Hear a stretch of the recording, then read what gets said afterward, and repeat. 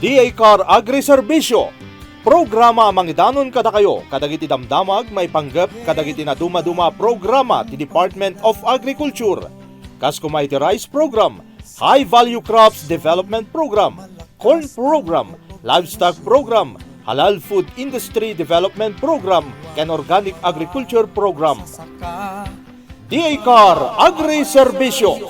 Pribadong sektor, dadagdagan ang kaalaman sa kabuhayan. Okay na yung pagkagsapa papagayang kagayang kanaming nakatunin iti Radio Sagada 104.7 FM. Mahadin man naman iti oras iti programa tayo itatanga daw iti Miyerkules. May panggap iti DA Car. When may panggap iti Department of Agriculture. Manipod iti kini Madam Jubilin Valenciano. Kani Madam Josephine A. Dawan. Tama ba ma'am? Dawan ba ang tamang pronunciation or Chawan? Anyway, Dawan. Okay.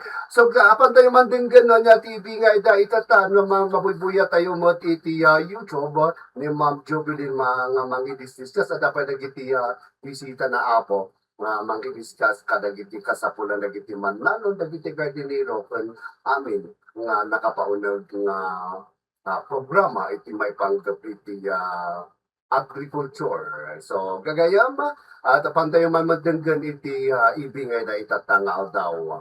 Ma'am Jubilin. Yes, thank you very much sa kasama na Rafi. Yung bagat sapat tayo amin, gawin sa sapat ako amin. Is na Sagada, of course, and then Intero ay Cordillera.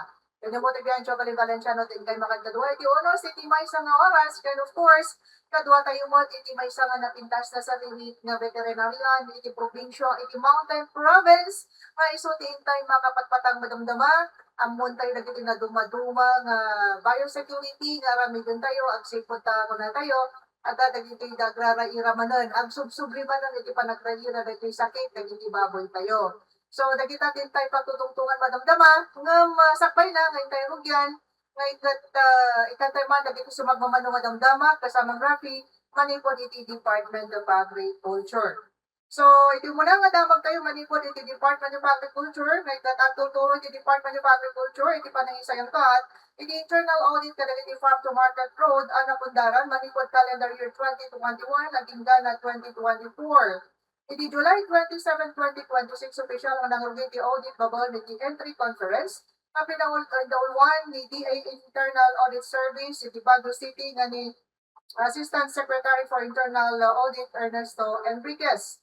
Kinuna ni Asek Enriquez at i-audit at may patungpal tapno maamuan, kag mapasingkadan, yung kasanuan ay patungpal, kagiti proyekto ti aspeto ti physical nga panakaitungpal, pondo, teknikal na panagtunog, kadagiti lintag, implementing guidelines, proseso, ken dagiti napubaran nga dokumento. Dagiti resulta ti audit ket direkta nga may pasa ken ni Secretary Francisco Pinchu Laurel iti Department of Agriculture. Talo ang grupo tinaorganisar abuklan dagiti personnel manipod iti DAES ken Regional Agricultural Engineering Division iti Department of Agriculture. May dipla dagiti kadagiti na dumadumang probinsya iti region manipod July 27 hinggan August 8, 2026. Sigon iti report iti Regional Agricultural Engineering Division ada iti 202 o farm to market road projects may patungpal iti Cordillera manipod fiscal year 2021 hinggan 2024. Iti probinsya ti Benguet ti adaan iti kaadwan nga proyekto sumaruno iti Abra. In Batangadmat, ni DA Car Regional Executive Director Channeling M. Dumoyat, tinananay na suporta ken kooperasyon iti opisina ti amin nga proseso iti audit. In paganatgat naman iti kinapatag na seguridad, iti personal iti papanda kadagiti lugar, kapo iti narikat nga terrain kan saan nga mapagtalkan nga panahon.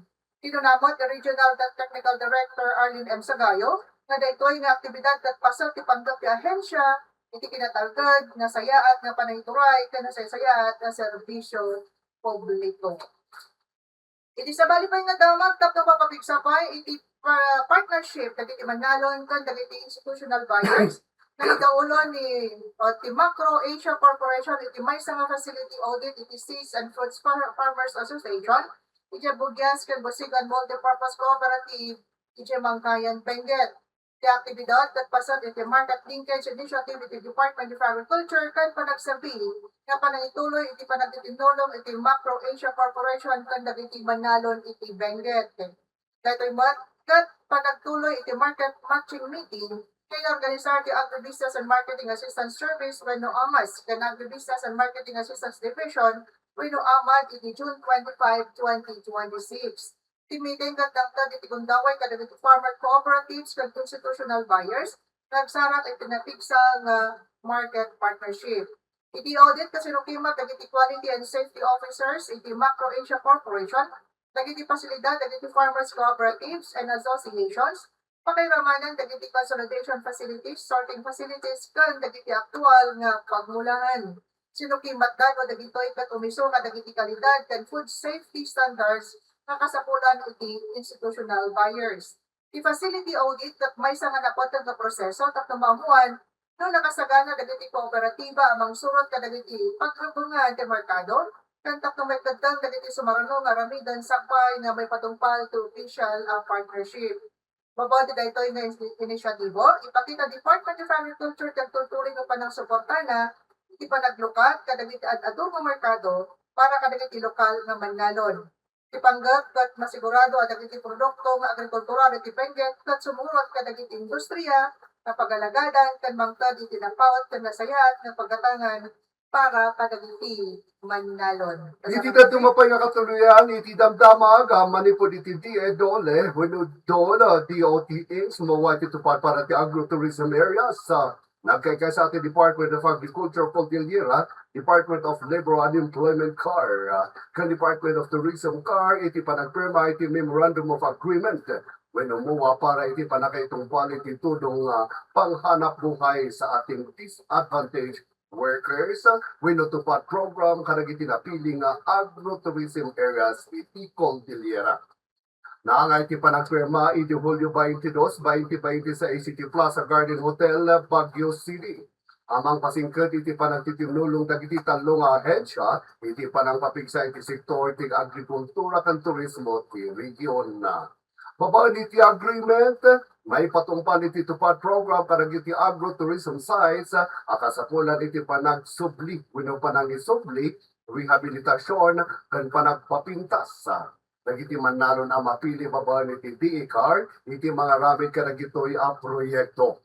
Mangtadmat iti temporaryo a pagtrabahuan kan kanayunan a pagtalan. Iti mensahe na, iti DECAR Regional Executive Director Atty. Jeneline M. Dawayan, kinunana iti panagkaykaysa dagiti ahensya, kat manglukat kadagiti ad-ado agundaway para kadagiti manalon babaan iti pagbiyagan, agritourism, entrepreneurship, kan panagduas dagiti komunidad.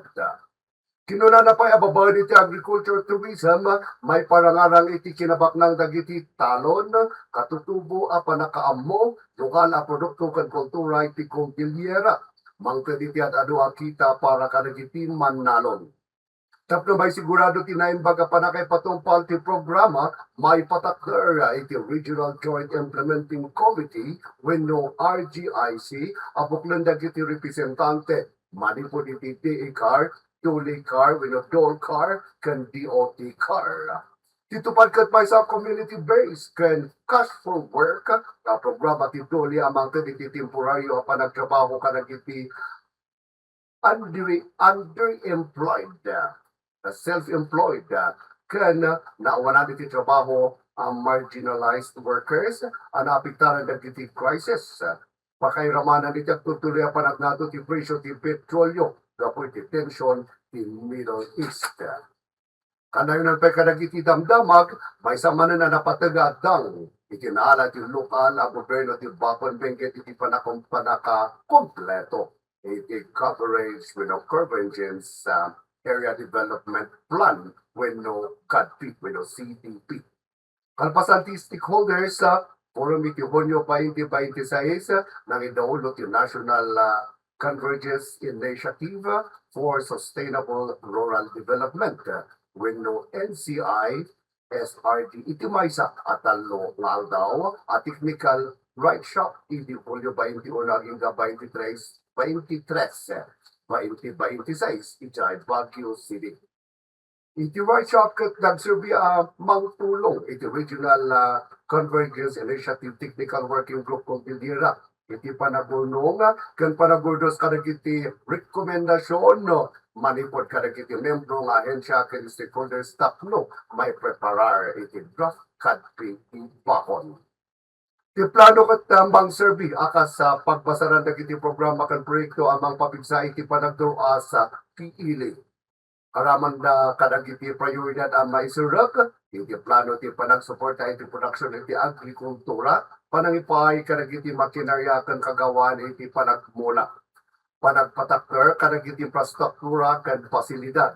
Panakipatungpal ti agrarian reform, beneficiaries development and sustainability program. Panakasalak ni iti aglawlaw ken kinabak ng ti kinatao. Panang papigsa iti disaster preparedness. Panang patanor iti lokal at turismo.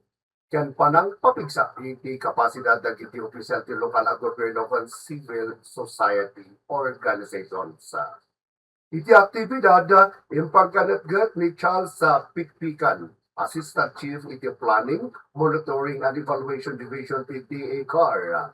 Iti kinapatag ti agtuloy at tutuloy panagtitindulong ken nasaya at komunikasyon dagiti amin nga ahensya tatlong makompleto ti plano iti naituting panawin.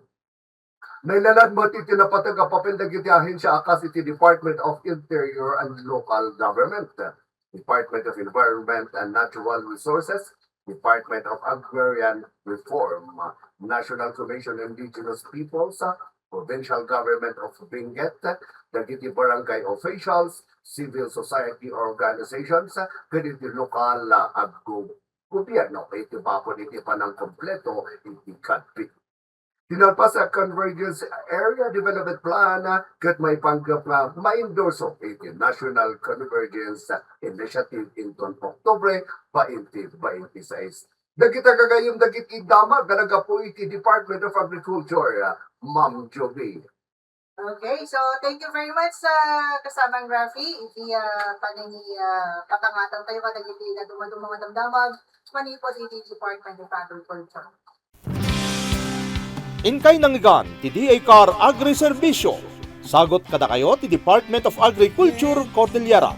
Babaen iti Regional Agricultural Fisheries and Information Section. Sa produksyon, malakas ang kooperasyon.